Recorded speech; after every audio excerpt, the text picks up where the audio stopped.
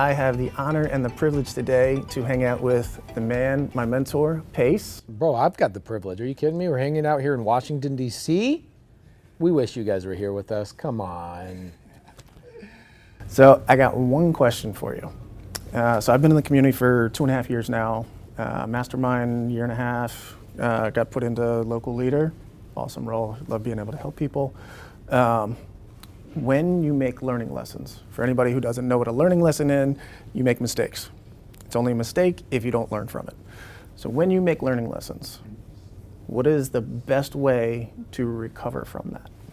The best way to recover from a mistake and turn it into a learning lesson is imagine your life as a blank book, right? Who's the person that has the pen of that blank book? You. You.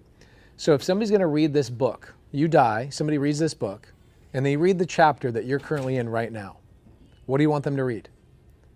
Do you want them to read that you gave up? You want them to read that you created new relationships that got you out of the thing? Do you want them to hear how you went through this turmoil, this exhaustive part of your life, and then you overcame it? What do you want to happen? And then literally sit down and write it down. And so I learned this from a gentleman named, he owns this really, really cool company. His name is Trevor Mock, owns a company called Carrot.com. And I went and spent a day with him 4 years ago in the summer of 2020. I was on the road driving through, COVID was happening. You guys remember COVID? That was like, actually feels like it didn't ever happen in some weird ways. That was your Airstream travel. That was my Airstream travel. I was in Roseburg, Oregon, and he says, hey, do you want to go fly fishing with me today? I go, yeah, that'd be amazing. We go fly fishing. I'm out on this river with him, the Umpqua River, world-class fishing. I don't even fish, but he has like all the stuff. So he has the gear and the thing, and we go out to the river.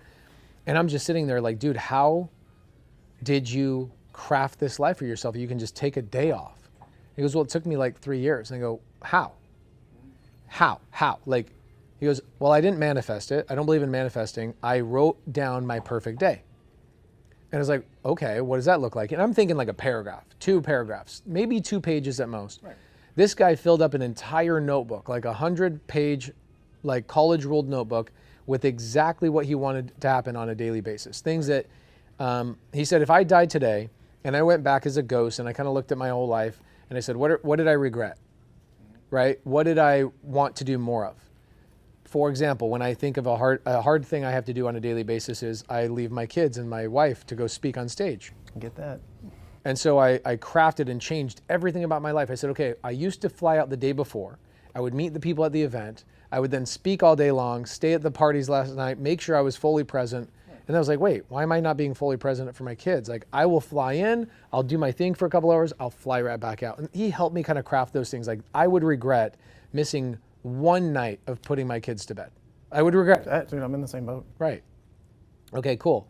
So I go, and we're on the river, and we're fishing, and we're casting, we're doing the thing. I don't catch 1 fish, he catches 3. And we go back to his house, and I'm like, really? You have a notebook? A full notebook of things you wrote down? Right. He goes, yes. And he goes, here's the notebook. I rewrite it every year. At the end of the year, I write down what the perfect day is for me. Genius. And I'm like, okay, I open up the first page. And the first page is literally like, I wake up at this time. The first thing I smell is my wife. My wife is next to me. I wake up here. Literally almost every second everything. Right now. What do I eat? Why am I eating that? What's my intention behind eating that? And I'm like, wow, bro, I've never put that much intention in my entire life. That's deep. And he said the problem is for people that are high drivers like you're a high driver. Maybe some of you guys, high drivers. A lot of people in Washington, D.C. are high drivers, right? Lots of activity. I'm a high driver, which means I'm driving faster than what my car can usually keep. Like the engine can't keep up with how hard I'm pushing the gas, right, in my own life. I'm trying to do as much as I can all the time. But then I stopped 4 years ago and I said, man, I've never put intention into why I'm driving so hard. And I really started writing down lessons, right? Like every mistake I made, I would stop and I would go, why was that a good thing? What do I want the chapter to be? And I speak on stage a lot. And so now what I do is I go, if I had to speak on stage about this exact mistake, what would I want somebody else to learn? And I write that down as a chapter in a theoretical book. Right. And so right now, you might be going through some hell. Oh, plenty. Plenty. Yeah. Great. Let's say I put you on stage in 6 months, right? Let's say I put you on stage at Squat Up Summit, right? This year we'll have 3,000 people at Squat Up Summit. And I say, Chris, you have 45 minutes to talk about this chapter of your life that you're currently in. Either A, you're still going to be in it in 6 months, or B, you're going to be out of it and you're going to have 10 things that this chapter is going to teach the 3,000 people so they can get through it faster. And I would write down my script and my not my pitch, but write down my script, my cadence, my story, everything I want to be true in 6 months. And I then reverse engineer. Genius. And so when people say, how are you so good on stage? It's so simple. How are you good on stage? How can you come up with great analogies and stories and this, that, and the other? Because I've made a lot of mistakes. And then I turn them into learning lessons. Right? So you got to sit down and like, if I scan my life right now, there's some mistakes that I'm, dealing with. Some of them are property related. I bought deals that I wish I didn't buy 5 years ago that I'm still dealing with. Know that feeling? Yeah, and it's just like, that's like having a fruit tree. You prune the branches you don't want and you keep the ones that you do want. And that's just kind of part of it. It's just like having employees and team members and stuff like that. You prune and you prune and you prune and you prune. Okay, if I look at my life right now, it's bad hires I've made because I trusted people. Mostly I wasn't intentional in the way I hired them. So again, how is this my fault? Right. All 5 fingers pointing at me. It's never this, it's always this. It's always this, right? So I could go through probably 12 things that I'm dealing with right now, but they're all going to be future stories on stage. Right. And for a guy that's a high driver, you also are meant to speak. You're meant to drive people. You're meant to motivate people and inspire people. This is why you're a leader here in the DMV area. It's not because you can't handle it, right? No, I love the pressure. You love the pressure. I do. So you also will be on big stages at some point. You'll have your kid looking up to you and going, look at my dad overcame. Look what my dad did. And so probably the thing I'm chasing the most. There you go. So what do you want your kid to do? Everything over here is awesome and great and provides a great life, but it's at home. Yeah. How do they see me? Yeah. This is awesome, and I do a ton of social media marketing and get tons of people like, oh, you do great. Awesome. I love it. Thank you. So what do my family think? Right. That's really the only thing that matters. Yeah, so last night, she's not here, but she's here at the event. Last night, I jump on a plane from Salt Lake to DC to get over here. And I sit next to somebody who's coming to this event. And she starts telling me the story about what she's struggling with. She didn't have to tell me, I could tell. Like, I could see the wedding ring. I could see the wedding ring blemish on her finger, but no wedding ring. So what does that tell you? It tells you 100 stories, right? Yep. So I go, what are you struggling with at home? What's really going on? She's like, well, I just really want my daughter to be happy and blah, blah, blah. I'm like, so are you happy? Right. Well, no, actually I'm coming back from a trip where I was like looking to, go back to like live separately from my husband, and we're getting divorced. And I'm like, okay, how long has this been going on? She says, 7 years. This has been going on 7 years. And he said, you know what the worst part of this is that who cares about your happiness? Because obviously you love the unhappiness. Otherwise you would have chose a different path. 7 years, seriously. You must be like what we call a sadist or a masochist, where you just love the pain. And I got her laughing, but I said, the worst part is that you're giving a blueprint to your daughter that being unhappy is the recipe of life. And it's okay to do that. Same thing with you. Your son's going to go through a bunch of bullshit. Your son's going to go through some learning lessons. He's going to go through some things. And you want to be able to say, son, remember when I spoke on stage? And I talked about this story. And I was telling the audience, what I had just dealt with 6 months prior to that was this and this and this and this and this. Right? Instead of going, son, I could have been on stage and I could have told a story and I could have impacted 3,000 people's lives with my mistake and my learning lessons, but I chose to cower and I chose to whatever, and that's not who you are. But the way to make it... Not wired that way. The thing that makes it fun is writing it down and turning it into a game. And so now going through your troubles and your pain is not troubles and pain. It's this fun game I get to play of how cool can I make this story. I love that. Yeah. I love that. Now it's like, give me all the bullshit because I'll just turn it all into stories. Right? Like this morning, I was on stage, I talked about the avocado analogy. Yeah. I came up with that this morning in my hotel room because I saw one person complaining on YouTube and another person talking about, wow, this was the greatest thing that I've ever experienced. And I'm like, what was the difference in these people's lives? This person learned Mindset. mindset, That's all it is. right? For the people out there, I'll tell you the thing. You can look at an avocado 4 different ways. You go buy an avocado, you're excited about the avocado. You leave it on your counter waiting for the perfect moment for that avocado to be perfectly ripe, like you waiting to take action on your own life, right? It's very similar. 75% of people waste the avocado that they buy at the grocery store. It's just part of It's just life. just life. 75% of people waste the opportunities that they're given. So you can go pay 20 cents for an avocado. And guess what you just did? You wasted 20 cents. That's for step 1. You wasted 20 cents because you put the avocado on your countertop and you let it go bad. You never used it. You wasted 20 cents plus the time, the energy, and the effort thinking about that avocado. And man, I can't imagine putting a taco together, slicing some avocado. You wasted all those thoughts on top of the 20 cents that you wasted as well. Then the next way to look at that avocado is that you actually did take action on it. And you opened it up, you served it up, you ate it. That 20 cents is now worth 20 cents. It was worth your time and energy to buy that avocado and to use it the way that you originally intended it. That's the second way to look at it. The third way to look at that avocado is to go, this is going to open up some people's mind, even the camera girl. What's your name? Tammy. Tammy's paying attention. I got you reeled into this. Third way to look at an avocado is, I can take that avocado and I can sell that at my restaurant for extra money. I can turn into guacamole and make a guacamole company, right? I can take the 20 cents and turn it into $5. You go to freaking Chipotle and they say, Would you like guac with that? would you like guac? Oh, you say, can I get some guac? That's extra, is that okay?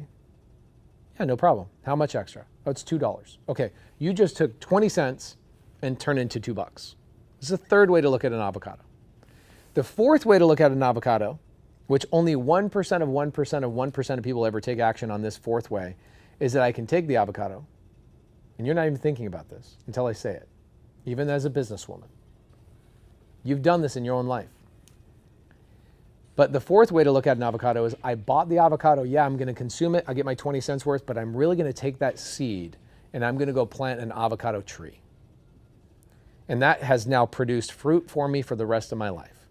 And so you've got this bullshit you're dealing with, as we all do, to varying degrees. Part of life, part of growing. And you could either go, man, I'm going through something. I can't wait till the storm passes. That's one way of looking at a problem, a mistake, an issue, a challenge. That's one mistake, right? That's one way of looking at that mistake. The second way to look at that mistake is reading a book and then attacking it, right? Taking action on it. Okay, great. Perfect.